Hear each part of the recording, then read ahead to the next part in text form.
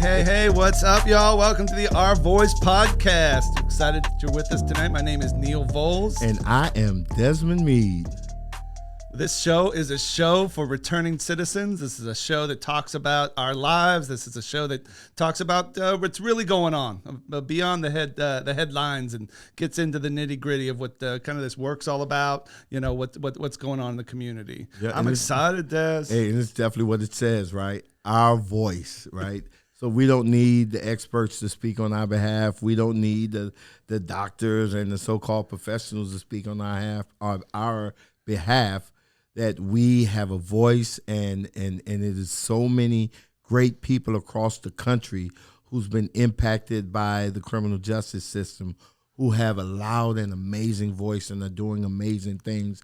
And this show is designed to amplify our voices, those voices across the country, as well as the voices of people who have been amazing allies or amazing fighters on the front line for a social justice and criminal justice and racial justice and all kinds of other justices, people who have realized that there is value in each and every one of us as a human being. No, that's right, Desmond, man, and I could not be more excited. You know me, it's almost like every show I got to get out there and just get too excited about our guests and, break the silence on who we got getting ready to show up. Yeah, but I mean, people see the ice cream, man. You can't keep a secret, man. Go ahead if you because listen, man, every show we've had amazing guests, man. Last week it was last show it was Anquan Bolden, right? That was a great conversation. That was amazing. And then we had Norris Henderson. We got some great guests that's upcoming. But tonight, on this show. Tonight, man. We got our alter egos or our counterparts, right? That's right. Instead of Neil and Desmond, we got who? We've got Ben and Jerry. The Ben and Jerry. The Ben and Jerry. What's going on, guys? And Chris Miller is also joining the crew. And not Tom and Jerry. Right, but Ben and Jerry. And tonight, my wife is going to hate this because she's always on me about being fit and losing weight a little here and there. But tonight, man, we're going to have an official taste-off of Ben and Jerry's ice cream. I have my favorite here. Neil, would you guess which one is my favorite? I know how much you like Justice, so I'm guessing that the Justice remake. No, really, no, it's not. Actually, my favorite is Cherry Garcia. Well, I go crazy over Cherry Garcia, but the strawberry cheesecake is not too far behind. But tonight we're going to see if this new ice cream by Ben and Jerry's called Justice Remix, right, could handle the taste buds the way Cherry Garcia and strawberry cheesecake handles it. But you know what? We got the folks that created Ben and Jerry's on this show. And Neil, I think you want to do your icebreaker? Yeah, I'd love to do the icebreaker one. I just want to say welcome to Ben, Jerry, to Chris, who's the head of global activism at Ben and Jerry's. And we kind of like to do like a little icebreaker and just kick the conversation off. So he's lying. We don't like to do it, but he's doing it just for you guys. Go ahead. That's fair point. Fair point. So if it's all right, we're just going to jump in this conversation, y'all. And we've got this icebreaker where in 2016, right? Ice cream breaker. Not icebreaker, ice cream breaker. That was supposed to be the joke, man. Jesus Christ, man. Our production team worked overtime to get this right for you, Neil. Come on, man. Let's do this. Let's take two. Man, we got an ice cream breaker here. There you go. Breaker. That's exactly right. So here it is, right? In 2016, both you, Ben and Jerry, you guys were arrested at a Democracy Awakening protest in Washington, D.C. for protesting voter rights, among other issues. So wait a minute. So Ben and Jerry's are technically members of the FRC. I knew it. I knew it. And they haven't been paying their dues, man. We got to get on them about that. Listen, we're going to get to that later. But, Ben, Jerry, are you willing to share about what that experience was like and how it informed your desire to fight for a more inclusive democracy? Well, we feel really passionate about the idea that everybody should be able to vote. And also the idea that it is a democracy, or it's supposed to be a democracy, and politicians are supposed to do what the people want them to do. But under our current system, with corporations and ultra-rich people making these huge political donations, they're pretty much listening to the money instead of the people. And that's what we were protesting. We were protesting it as much as a citizen can do, which is to commit civil disobedience, to break the law because the law is unjust. Was that y'all first involvement in social justice reform or advocacy? I'm actually a three-time offender. The first time I ended up in jail was protesting going to war in Iraq before we went to war in Iraq. Obviously, I was not successful. And the second time was with Jerry, who's really, if you ever got to get busted and end up in jail, Jerry's the best person to be with. Well, I mean, I gotta know more. Why is Jerry the guy to do? It would be Jerry. Wow. So I mean, I was reading it totally different. I think Ben was bad influence on Jerry. I think that's what that was. But Jerry, go ahead.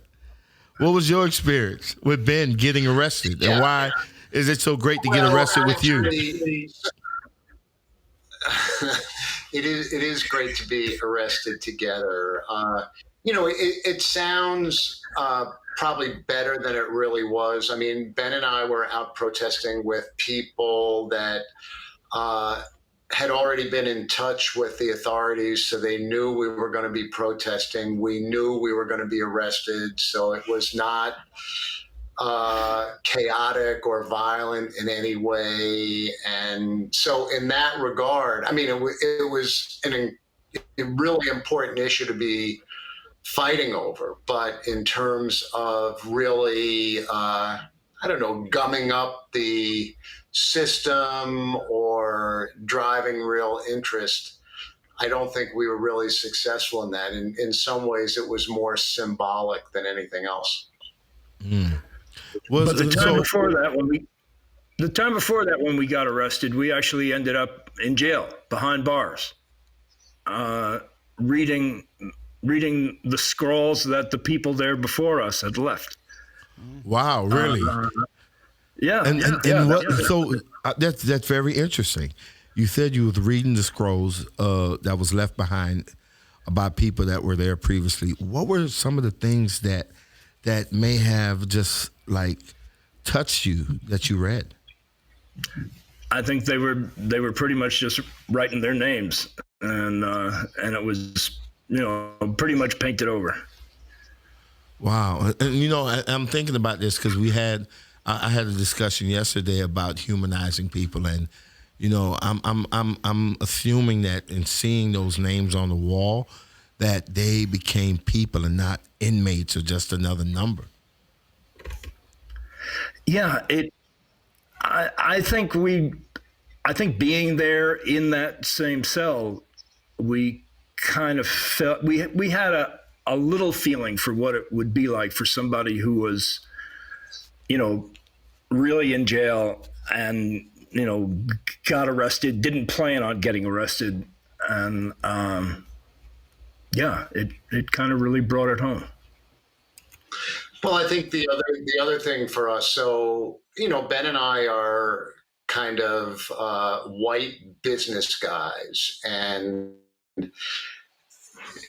things are not really probably going to get out of hand for us the way they might be for other people. But I can tell you that when we weren't handcuffed, but we had, I guess we had our hands zip tied behind our backs. And when they zip tie your hands and they put you in the paddy wagon, you pretty much realize the authorities can do whatever they damn well please. And there's really not much you can do about it. And they can either play by the rules or they cannot play by the rules.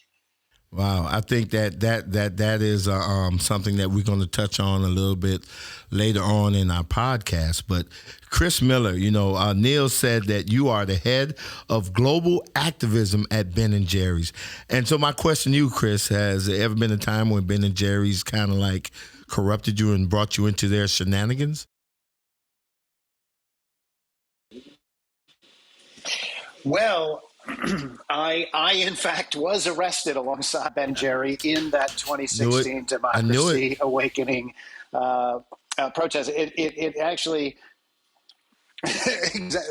one, and I think Ben had already been taken into custody, and Jerry and I were sort of removed from the Capitol steps, and it is one of the best images of my career is this picture of Jerry and I being escorted off the Capitol steps by the Capitol Police with the Capitol Dome, protesters, and these, big Capitol Police vehicles. And it ended up being, I think, the picture that went along with the kind of written piece we wrote about it. But I will concur with Mr. Cohen that,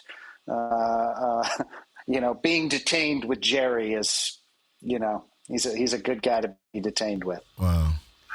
Well, one of the things I find interesting too is as we talked and we were kind of like joking, but then we started talking about that experience of being inside and seeing the scrolls and names of people. And I think the tone of our conversation changed a little bit. So it does feel like I'm so in awe of what you guys do with your platform and how intentional you are, and how lively, like you can connect so well. But I also just, even in that moment, it sounds like that was a transformative moment in terms of just kind of a real connection with what people can go through. Even as you said, it was, unique in the experience that you had. But I mean, I wonder, Neil, if it started there, and Ben & Jerry, this question is actually for you too.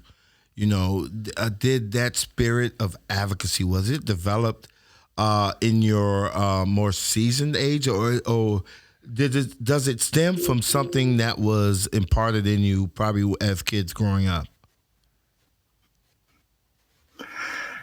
I like this guy. He doesn't call us old. He calls us seasoned. That's very cool. Listen, I'm angling for an ice cream name, man. So just know that.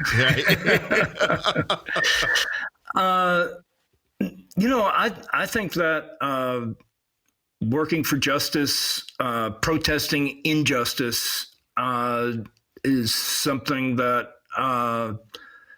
came to us growing up in the 60s. Protesting the war in Vietnam and protesting the racial violence. And so, I think it came to us kind of pretty early on. And then you had that kind of going all along. I think one thing that's Oh, go ahead, man. I was going to say,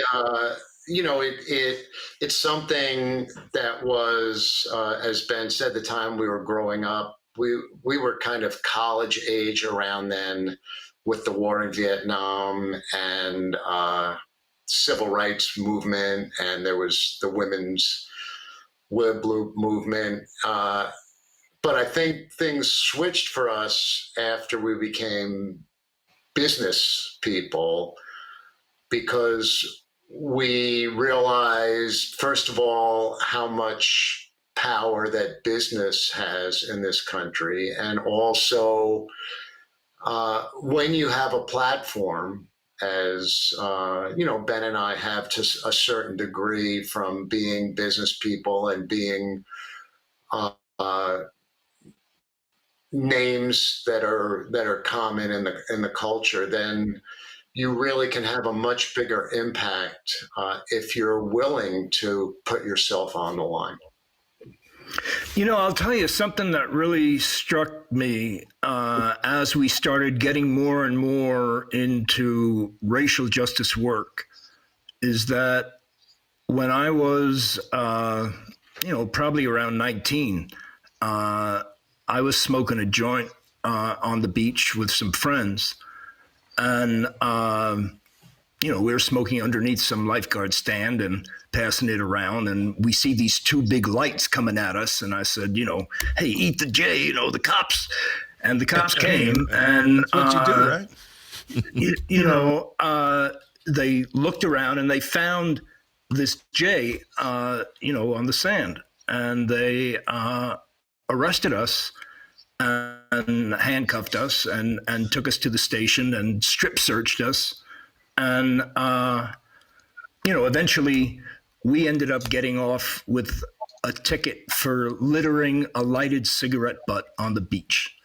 And as we started doing this work, and for us at the time, that's what happens. And when we started doing this work, we realized that if we were not white guys from a middle-class background, we would have been in jail. We would have had a record. We wouldn't have been able to get a small business loan, and there never would have been a Ben and Jerry's.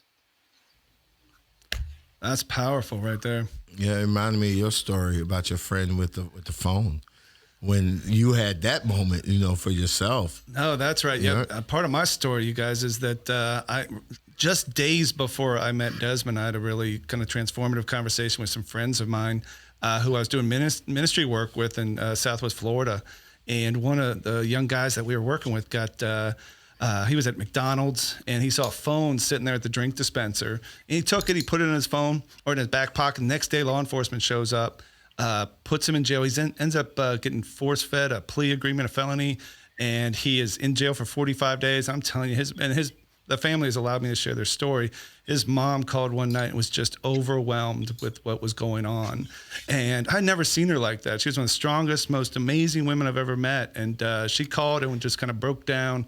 And I hung up the phone. I looked at my wife, and it just that was the moment that it really hit me. That I was like, my goodness, if Fred looked like me, grew up, in the suburbs of Tampa or Naples, rather than where he grew up in Fort Myers, he'd be having an entirely different experience.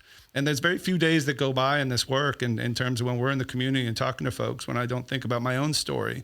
I had the financial resources to fight. I ultimately got my felony conviction, and I'm a returning citizen, and I love everybody that I come across. But it's very clear that even in today's society, no matter what others folks say, that there is a difference between my friends who are black, their life experience in America, and mine. So it's resonating very strongly with me, what you guys are saying. Yeah. So, Ben and Jerry, you guys, and we're going to talk more about, what they call corporate social responsibility. But there's thousands of groups that's out there in the country that's doing amazing work around different forms of advocacy, whether it's around social justice, criminal justice, racial justice, environmental justice, but immigration. And there's, like I said, thousands of organizations out there. But you guys formed a relationship with FRC. And my question is, what was it that attracted you to FRC and make you want to support the work that we were doing? I think you got to talk to Chris. Yeah. Yeah, maybe we can have Chris talk about that, since he was most directly involved. I mean, I'll be really brief, but there is a story behind it, and that is that every year we gather as a sort of Ben and Jerry's staff and a community of franchisees and scoop shop managers. And I guess it would have been in January of 2018, we were in Orlando, Florida, and a good friend of ours and someone that we worked with, Philip Agnew, was at the meeting, and we had done some work with Dream Defenders, and Philip said, there's this amazing effort that's happening in Florida, this grassroots sort of campaign to get this amendment onto the ballot, and you have to meet Desmond. He's incredible, and you guys need to support the work of Desmond and FRC. And that's how it happened. And I mean, it's so often that's the way this work happens. Is it's through a relationship, a connection. But you drove over, Desmond, and we sat in the I think the bar at the hotel in Orlando, and you told us your story, and you told us, the plan for Amendment 4, and there was no way we weren't going to get behind it. It was it was so in line with everything we wanted to be supporting out in the world. And so it was, we are incredibly,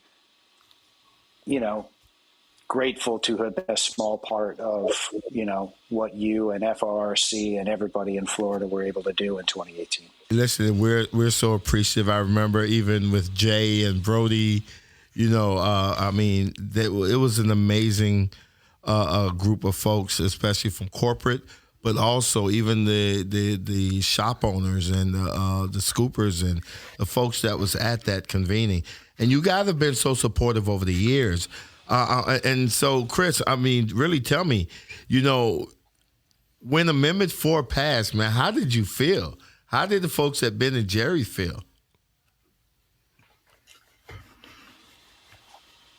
I mean, it was incredible. I mean, I remember Jabari, we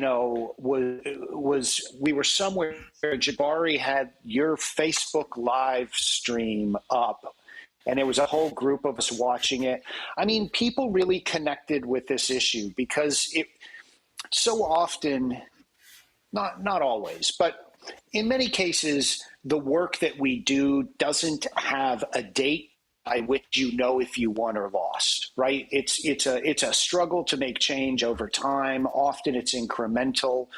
An effort like this really captured people, I think, at the company because we were all building towards a date, right? And we knew that on election night, we were going to know whether this passed or didn't pass. And so I think people felt invested in it. To your point, Desmond, we had great support from our independent scoop shop owners in Florida who, showed up at events and,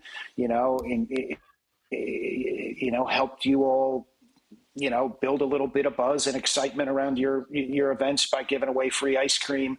And so people felt invested in it. And I think probably if you asked people who are at the company now to kind of reflect back on the work that we've done over the last, bunch of years on issues around racial justice and equity, I think this would be the thing and the issue. And that night, watching the results come in and seeing what was a dramatic win, right? 2/3 of voters in Florida. I mean, nonpartisan. It did better than I think any of the other statewide candidates on the ballot. So it is an incredible thing that happened, and so people felt really proud to know that we had a very small part in something very big. Oh, well, I just want to say you guys had a big impact. Thinking about all those events going across the state, we'd had our bus, and there'd be your scoopers and your the head of your companies who were amazing. I have one specific memory, right? Because it was a really powerful moment for me was in St. Augustine. We had a town hall. And it was at the St. Paul AME Church, which is where Dr. King spoke. And at the end of the town hall, there was a gentleman who got up and he shared this story with us that he had been there when Dr. King spoke. And he wanted to be at this specific town hall. He listened to what everybody had to say. He was the last speaker. And he just got up and said, I want you guys to know, I know in my heart of hearts that if Dr. King was alive today, this is what he'd be doing. And my hair is standing up on my arms right now, just like it was that day. And I remember walking out into the area where everybody was gathered near the bus and stuff, and there were people scooping ice cream. There were people registering to vote. There were people getting information about Amendment 4, and I was like, man, this is what that whole thing feels like. So I'm just having immense gratitude for the company, for all your folks here in Florida. Y'all are amazing. Those are some of the best scenes. I mean, even with the photographs that we have during the campaign, even up to now, right? We just launched our Ready, Set, Vote HBCU bus tour, to where we're visiting all of the historical Black colleges and universities in the state of Florida, and we're engaging students, getting them registered to vote. We're engaging people in the community, the surrounding community, and getting them registered to vote or helping them pay off fines and fees. And Ben and Jerry's is right there with us. And at our first event at Florida Memorial University, Ben and Jerry's was there with us at the football game and scooping up that ice cream. And tell you, folks, it's like a magnet. Mm-hmm. Right? It's like a guy that walks around with a baby or a puppy. You know, the chick magnet. Man, listen, social justice, activism magnet is Ben and Jerry's. Listen, Ben, Jerry, Chris, I'm popping open this strawberry shortcake right now. Oh, I'm going to get you get the cherry Garcia. Just wave that around. There you go. Here's a spoon for you, Neil. I got a spoon, and I guess when they answer the next question, we can go ahead and taste test this thing here, right? Geez, if I knew this was going to be an ice cream party, I would have had a couple of pints in front of me too. I'm a little jealous. Hey, you have an unlimited supply. You should be able to turn around. It's not exactly right here. I mean, do you mind if I leave for a minute and get myself a pint? Get some ice cream. Get yourself some ice cream. Do I have permission here? You talk to Jerry. I'll be back. Please, I love it. And I have this imaginary idea that you guys are surrounded by ice cream all the time. So Jerry, since Ben has stepped off, here's a question. Why is it so important for large corporations to continue supporting organizations like ours, right, who are committed to creating a more equitable society and humane reentry system? Well, I'm happy to answer that. I just want to go back for a second because, I don't want to leave ice cream because there is something special about ice cream, and Ben and Jerry's is very, very lucky in that we're able to communicate with people about really important issues and do it with ice cream and do it in a way that is fun and opens people's hearts and minds and stomachs, and it's a great connector, ice cream. It's a wonderful thing. And he's going to get a spoon. So, the other thing that's great about working with you guys, and you're talking about the campaign, I think one thing the campaign was stupendous at was telling stories and having it not be about a policy, but having it be about people, about real live human beings. And I think when people, relate to it on that level, it makes it much more important. And, the other thing about working with you guys, and Chris can probably talk much more about this, is that Ben and Jerry's needs to be working with groups that are on the ground, who are the real experts and know what they're doing. Ben and Jerry's has certain, skills. We bring ice cream, we're able to communicate and whatever, but we need to partner with the people who really are on the ground doing the work. And it's you guys that make it possible for us to really be involved in issues.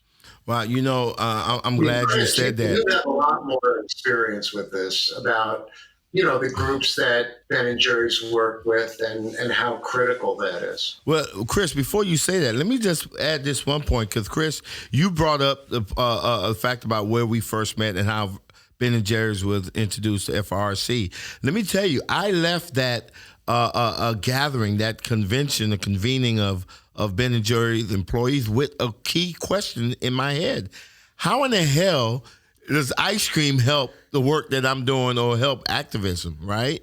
And I could not really figure it out, right? But you all actually answered that question for me over time showing me how, and I got to experience it by sharing getting a scoop of ice cream and having a conversation with someone who now has the time to have that conversation around voting.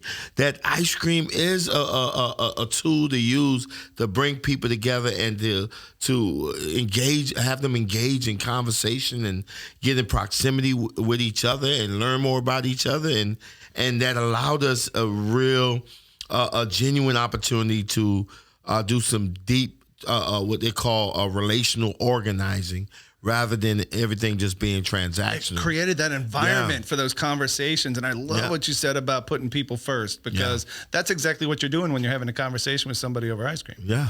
Yeah. So, I think the other thing that teaming up with, a business like Ben & Jerry's is that Ben & Jerry's ends up lending its credibility and its mainstreamness to an issue that a lot of people don't see as that people see as fringe, or they think about the usual suspects, that it's those fringy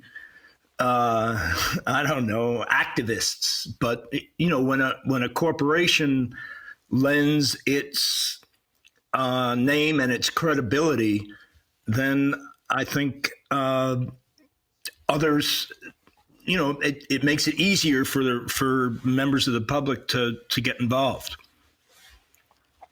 It's kind of co-branding. I mean, we talk about it as, two businesses work together, and, they call it co-branding, that, one business brings their customers and the other business brings the other, and they both get new customers. And so we're trying to co-brand with you guys, that hopefully we bring our, the people that buy our ice cream to your organization and to your issue. Well, listen, I got this good tasting. Let me tell you, this strawberry short cheesecake is the bomb. All right, we got all this good ice cream here. I think what Ben got his ice cream, right? I think it's time for us to take a very, very short ice cream break, right? Because Neil has been dying to eat his ice cream. So I'm going to let him get one scoop of his are we going new? Or? Cherry Garcia. So we're not going then new one yet. scoop. Yeah, then after you do that, one scoop of Justice Remix, right?